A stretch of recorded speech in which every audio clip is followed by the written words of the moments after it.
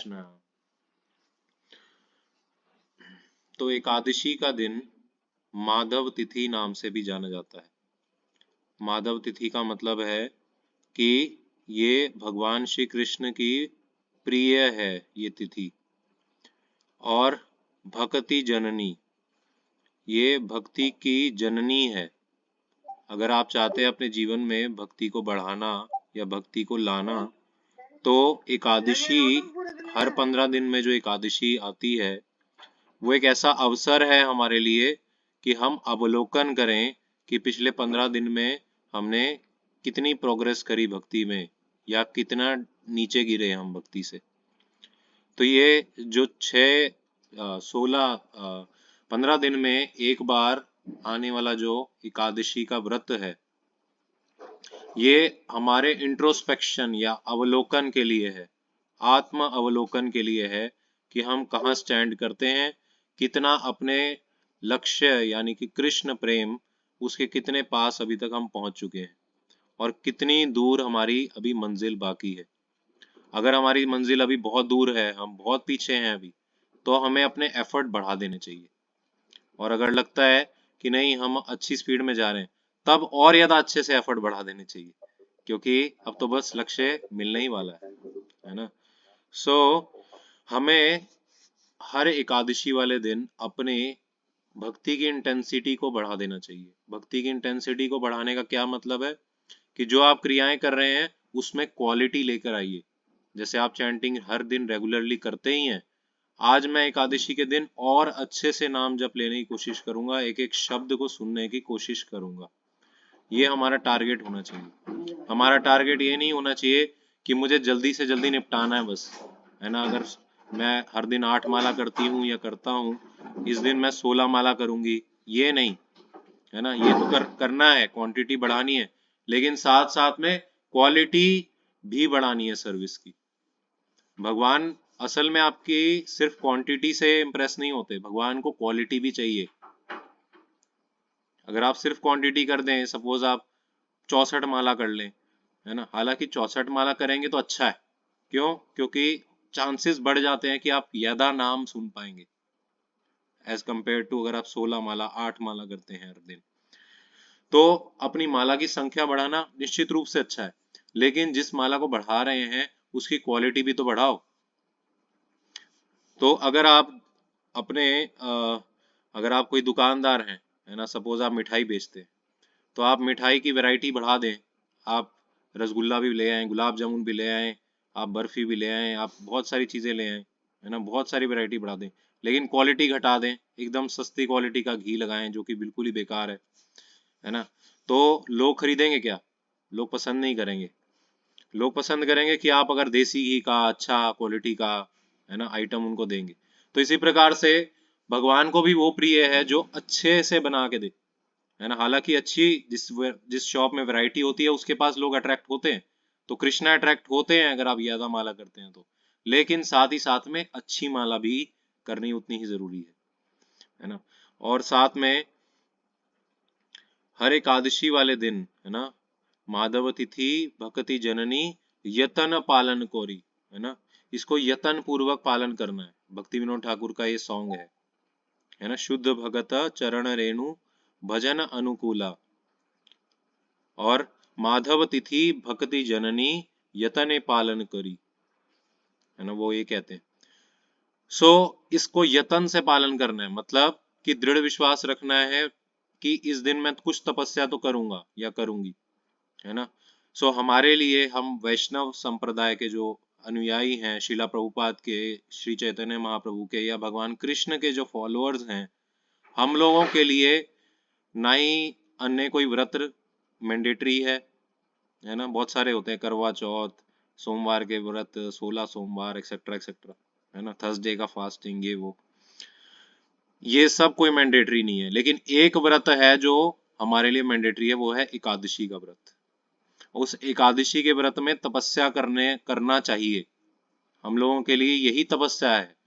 वरना आप बताइए हम क्या ही तपस्या कर रहे हैं। हम एक जगह पर बैठ के बस नाम जप कर रहे हैं।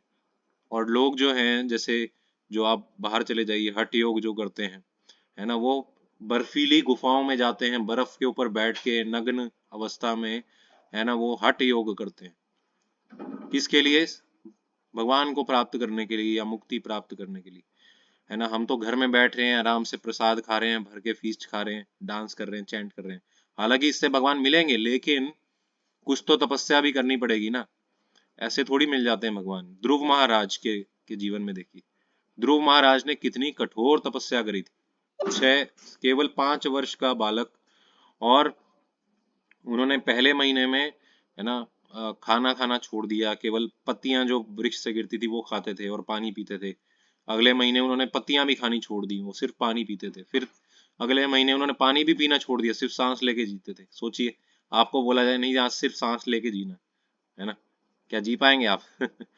हालांकि एक एकादशी आती है ऐसी भी, जिसे कहते हैं पांडव निर्जला एकादशी।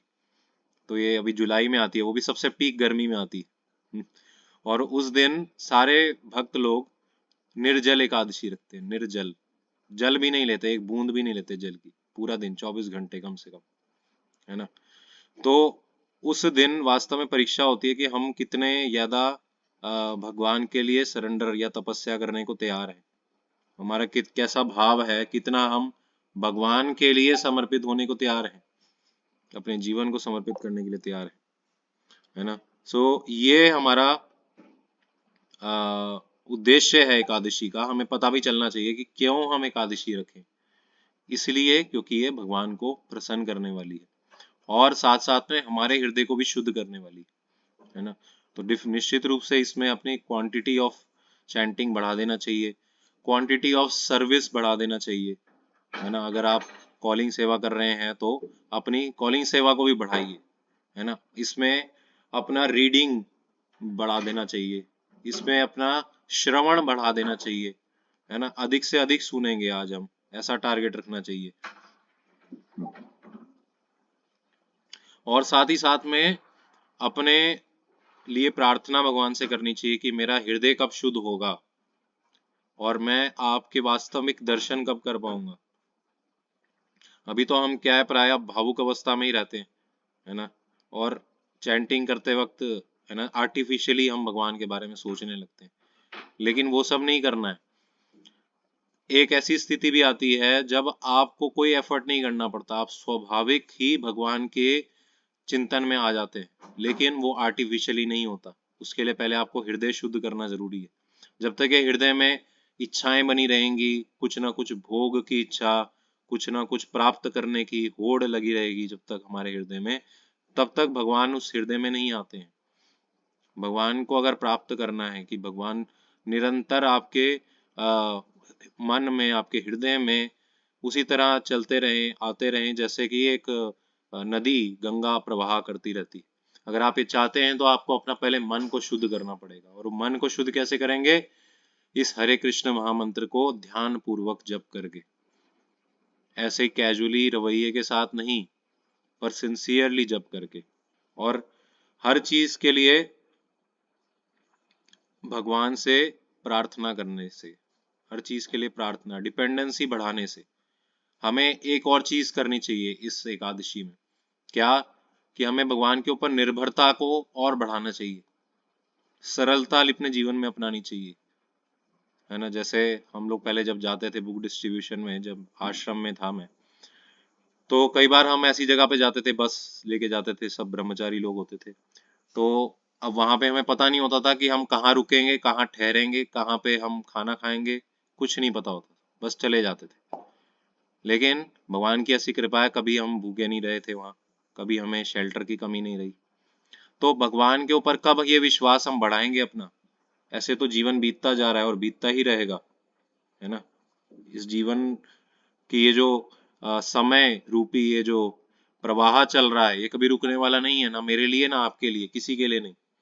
लेकिन ये हम कब सोचेंगे कि हम भगवान पे निर्भर होना सीखे कि नहीं, या अभी भी हमारी इच्छा यही है कि मैं अपने बल पे सब कर लूंगा, है ना, कर लो दुनिया मुट्ठी में।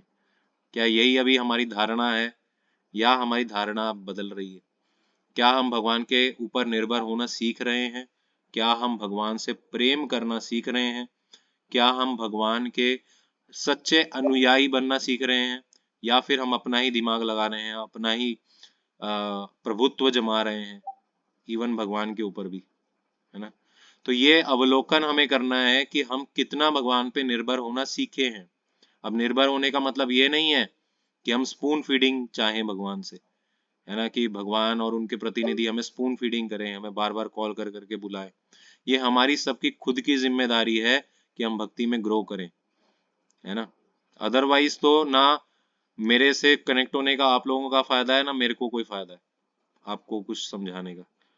अगर आप अपनी जिम्मेदारी भक्ति में ग्रो करने की खुद से नहीं ले सकते हैं, क्योंकि कोई कभी भी 24 घंटे या हमेशा पूरी उम्र साथ में नहीं रहता है, इस भ्रम को अपने मन से निकाल दीजिए, है ना। कोई भी, आप में से कोई या मेरे में से भी कोई, मैं भी, हम में से कोई भी व्यक्ति हमेशा नहीं रहने वाला है ना। लेकिन अगर भक्ति एक ऐसी चीज है, भगवान एक ऐसी चीज है जो हमेशा रहेंगे, भगवान एक ऐसे हैं व्यक्ति जो हमेशा रहेंगे, है ना। तो उनके पास पहुंचने की जिम्मेदारी आपको खुद से लेना पड़ेगा, ओनस रिस्पॉन्सिबिलिटी, है ना, कि I am responsible for my chanting, है ना। अगर मुझे दुख मिल रहा है, आई एम रिस्पॉन्सिबल, है ना। अगर मैं भक्ति में अभी तक नहीं ग्रो कर पाई हूं या कर पाया हूं, तो आई एम रिस्पॉन्सिबल। अगर मैं इतने साल भी बिता दिए इस्कॉन में लेकिन अभी भी मैं कुछ नहीं सीखी, तो I am responsible, nobody else. क्योंकि इस प्रोसेस में कोई कमी नहीं। ये प्रोसेस इतनी शक्तिशाली है, इतनी शक्तिशाली है कि ये पतित से पतित जीव का भी उद्धार कर सकती है। ये पूरी तरह से सक्षम है। जैसे ईंधन अगर आप डालेंगे, पेट्रोल डालेंगे किसी चीज पे, तो आग लगना कंफर्म है। तो ये शक्तिशाली तो है, लेकिन अगर हम ही, है ना, अगर हम ही कोई कवर ओढ़ के बैठे हैं, है ना, ऊपर से, तो आप आके भी उसके भागी नहीं बन पाएंगे, है ना। आप शहद की बोतल को बाहर से ही चाटते रह जाएंगे, अभी आप असली शहद को नहीं चख पाएंगे। कम से कम ये ढक्कन उतार के एक बार चख कर तो देखिए, है ना। इस चीज की गारंटी है कि आप वो शहद लिए बिना रह नहीं पाएंगे, वो शहद ही आपका जीवन बन जाएगा। तो इस ढक्कन को उतारना और आगे बढ़ना, ये आपकी खुद की रिस्पॉन्सिबिलिटी है। इसलिए बहुत लोग आए इस्कॉन में और बहुत लोग चले भी गए। टिका वही जिसने खुद जिम्मेदारी ली आगे बढ़ने की। और कुछ समय बाद आपको प्रीचर भी बनना पड़ता है। अब जैसे हम हैं या हमारे जो काउंसलर हैं या वो हैं, ऐसा नहीं, अब मेरे गुरुदेव हैं, वो अंतर्ध्यान हो गए हैं, वो भगवान के धाम चले गए, है ना। सो ऐसा थोड़ी कि मैं उन्हीं के ऊपर डिपेंडेंट रहूं, स्पून फीडिंग चलती रहे, वो हमें समझाते रहे, है ना, ये करें। ऑब्वियसली एक उदाहरण मैं आपको समझाता हूँ। जैसे आप पक्षियों का झुंड देखा है आपने कभी, जो उड़ता है ना, आकाश में उड़ रहा होता है सुबह सुबह, देखा है कि नहीं? कितने लोगों ने देखा है? सबने देखा है ना, पक्षियों का झुंड। वो कैसी शेप में जाता है? ऐसे वी शेप में, है ना। ऐसे वी शेप में उड़ रहा होता है ना पक्षियों का झुंड।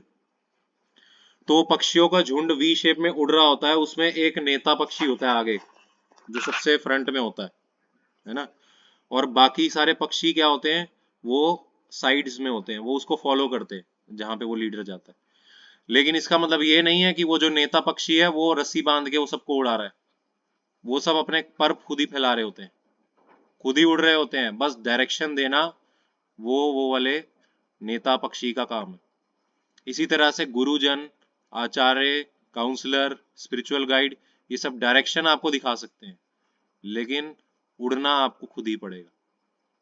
पर आपको खुद ही फैलाने पड़ेंगे। ये मत सोचिए कि आपके लिए पर फैला दिए जाएंगे, आपके लिए पंख हिला दिए जाएंगे।